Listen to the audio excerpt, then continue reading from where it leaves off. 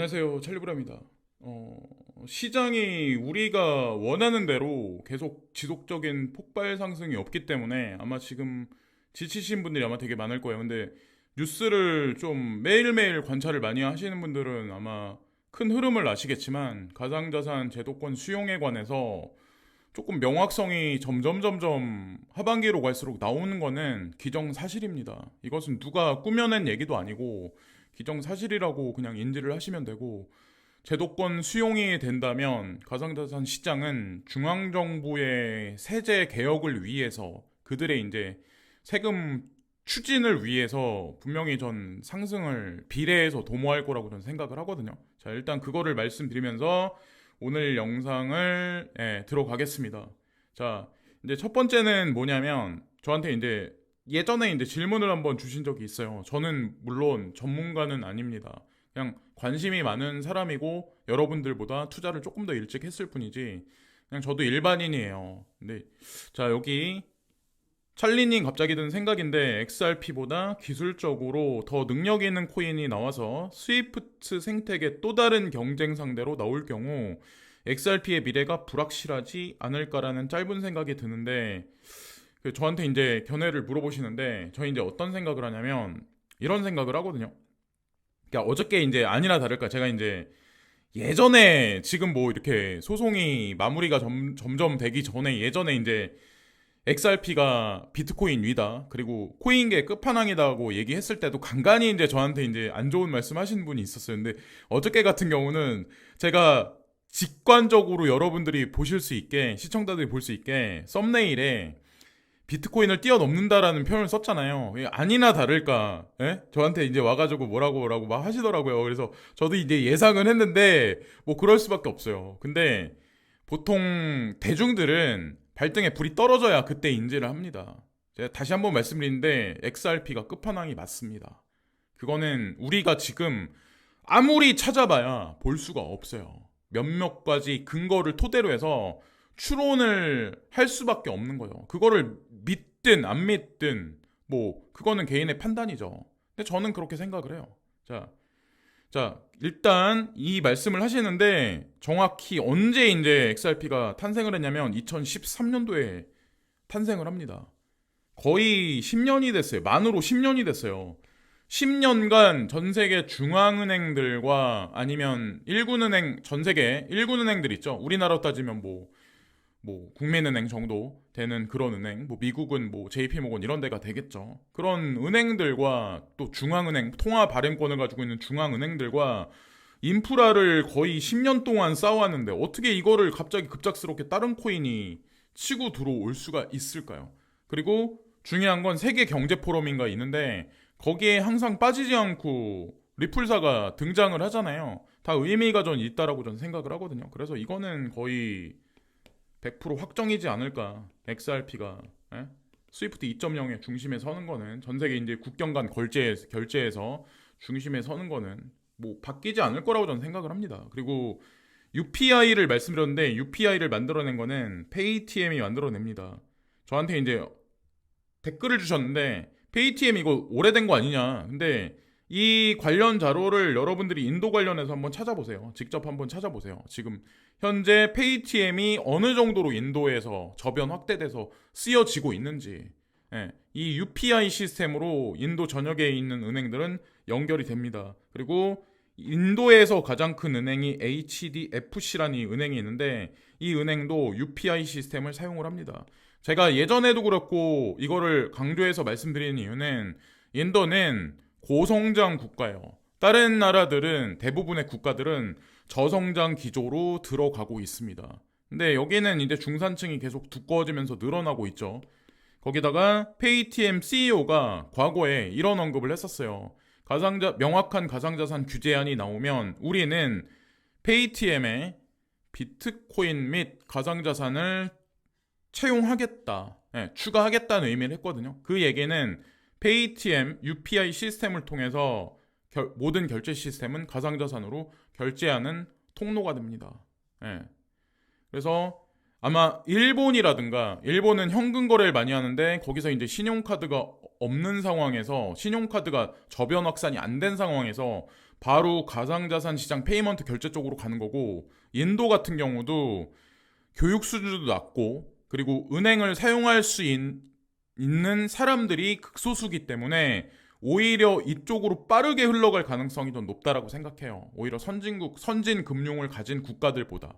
그래서 이것도 하나의 일면을 저 이제 말씀드리고 싶었고, 뭐 그렇습니다. 예, 어쨌건 뭐 큰 어떤 이런 회사들은 다 이미 나스닥도 그렇고 미리 투자를 아주 오래전부터 이제 진행을 했어요. 2015년부터.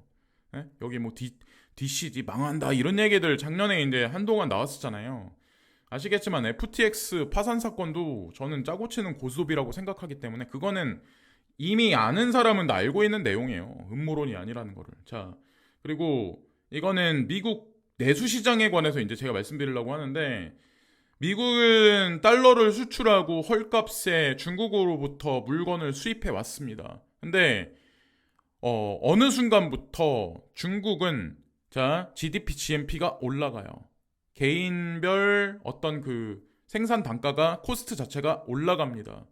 더 이상의 헐값의 물건을 수입을 못해요. 그리고 달러에 관해서도 미국이 자체적으로 수출을 중단한다. 예? 유동성을 전 세계에 푸는 거를 좀 줄인다는 걸 알 수 있는 게 뭐냐면 바로 이 그래프입니다. 이거는 미국 내에서 현재 공장이 건설되는 거에 관해서 나타낸 거거든요. 여기 보면 이때까지는 그냥 그래요. 근데 2021년 중반부터 공장 건설이 지속적으로 늘어납니다. 지금까지도 공장 건설이 늘어난다는 의미는 내수 시장이 늘어난다는 의미예요. 그러니까 여기서 미국 내에서 만든 물건을 미국 내에 유통을 시키는 거죠. 수출을 하기 위해서가 아니라. 그러니까 미국도 이미 자체적으로 달러를 다른 대부분의 국가들이 점점 배제시킨다는 거를 자각을 하고 있는 거예요. 그냥 자체적으로 그냥 달러 수출을 줄이겠다고 말을 해버린 거죠. 예.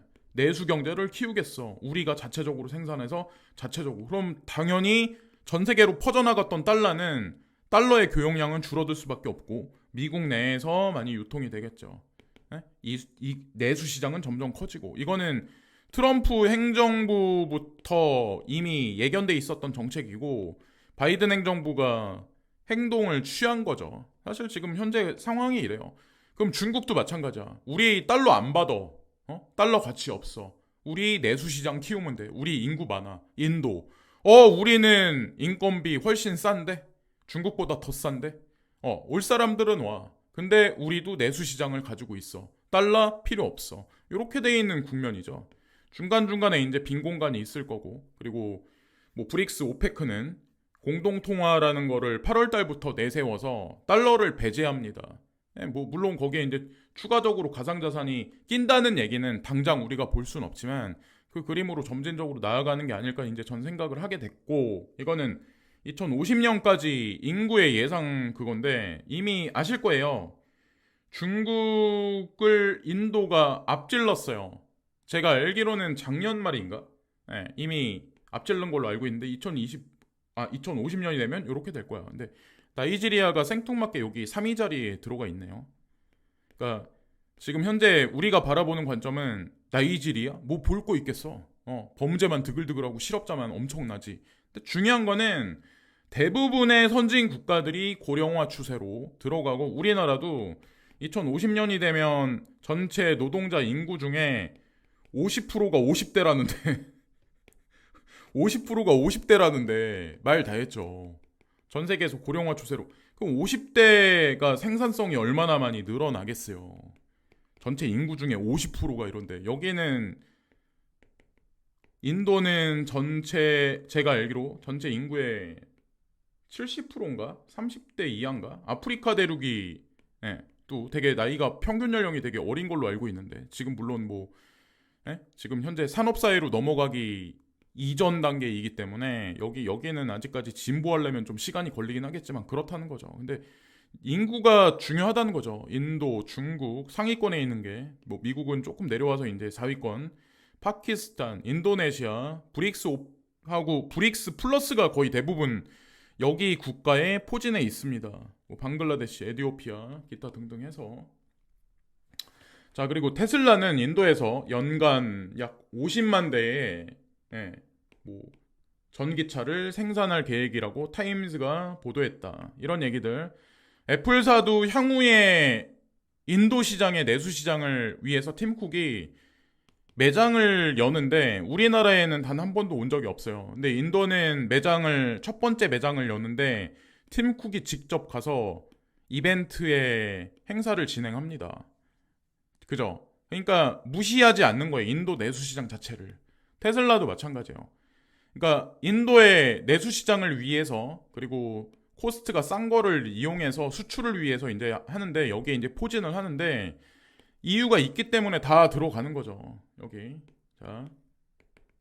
하여튼 중요한 아마 국가가 될 거예요. 중산층은 지속적으로 늘어나고 있고 그리고 제가 아는 얘기로는 인도인들이 요즘에 가족 단위로 해외여행을 많이 간다라고 하더라고요. 그리고 의료기기에 관해서도 관심이 점점 높아지고 있대요. 인도 자체가.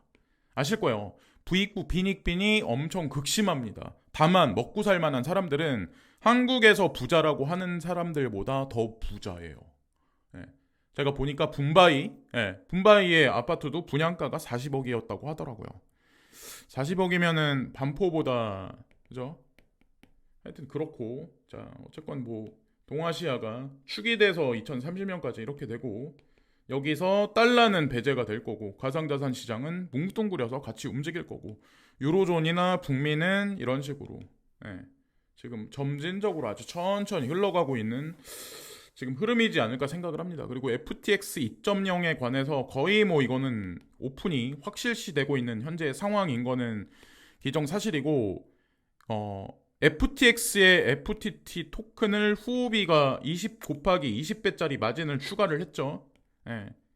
향후에 상승세가 있을 거라는 거, FTX가 다시 오픈할 거라는 거에 관해서 미리 후오비는 알고 있었다라고 이제 저는 생각을 하거든요. 그리고 거기다 이제 덧붙여서 뭐가 있냐면 FTX 2.0은 LLM 주식 상장을 하는 최초의 거래소가 될 거야. 우리는 이것이 독특한 판매 포인트가 될 거라고 믿습니다. 뭐 이런 얘기를 지금 하고 있잖아요. 그러니까 지금 여러 면에서 지금 FTX 2.0을 이제 새로 오픈하기 위해서 준비를 하고 있다. 이런 관점으로 보시면 되고 오늘이거나 어저께 이제 새벽 뉴스인데 인도네시아 정부에서 이제 국가 공인 가상자산 거래소를 출범한다라는 얘기가 있었어요. 7월 14일 날. 근데 실제로 출범을 합니다. 예, 여기 7일이 지나서 뉴스를 찾아보시면 아마 그래서 제가 이거를 왜 말씀드리냐면 인도네시아라는 데가 어떤 데냐면 보세요. 이 DBS 뱅크라고 있어요. 싱가포르. 예. 싱가포르 국부펀드 테마섹이 여기 이제 투자를 했죠. DBS 뱅크. 그래서 이제 설립이 됐는데 DBS 뱅크는 여러 개 이제 동아시아를 축으로 해서 여러 개 이제 지점이 있습니다. 근데 그 중에 하나가 어디냐면 여기 인도네시아 자카르타에 DBS 뱅크가 들어갑니다. 제가 이걸 보면서 어떤 생각을 했냐면 이미 비트코인, 이더리움, XRP 요 코인들을 이제 DBS에서 기관 투자가들 대상으로 해서 이제 지금 계속 인프라가 확장되고 있잖아요. 투자를 진행받잖아요. 비트코인 캐시, 폴카닷, 에이다 요거랑 한번 연결을 시켜보면 조금 이제 논리가 서지 않나라는 생각을 했거든요. 그래서 여기에 뭐 이 코인들이 전부가 아니라 플러스 추가가 되겠죠 앞으로 향후에. 근데 어쨌건 기본적으로 얘네들이 먼저 조금 인정을 받은 게 아닐까. 저 이제 그냥 연결을 한번 해봤어요. 자 그리고 이거는 뭐 번외적인 얘기인데 이거 갖다 한동안 말이 참 많았죠. 7월 14일간은 유로존이 일본산 식품 규제 완전 철폐. 이 얘기는 무슨 의미일까요? 이거 오염수 바다에 방류해도 우리는 인정할 거야. 그리고 국제 핵 사찰단인가? 거기서도 일본 정부는 허락을 받았죠. 근데 다른 나라들이 이제 뭐 이게 맞다 아니다 얘기를 하지만 이미 결정된 사항이에요. 대중이 저도 이거 싫어해요. 반대해요. 반대해봐야 뭐 어차피 이런 EU라든가 핵 사찰단이 국제 핵 사찰단이 그런 연합이 벌써 이미 공인을 해줬는데 무슨 의미가 있을까요? 한국 정부도 여야가 뭐 맞다 아니다를 뭐 가르고 있는데 예? 저는 이거 되게 소모적이라고 생각을 하거든요. 우리가 뭐라고 해봐야 뭐 변하는 게 있을까요? 예. 하여튼 뭐 이렇고 지금 현재 많은 질병이 아마 더 많이 극심하게 좀 퍼지지 않을까 저는 생각을 합니다. 먹거리 자체도 더 문제가 생길 거고 그리고 구글이 NFT로 좋은 플레이를 하고 7월 15일 날 스타벅스는 메이저리그 베이스볼 스타 NFT 프로젝트를 갑판에 올려놓는다.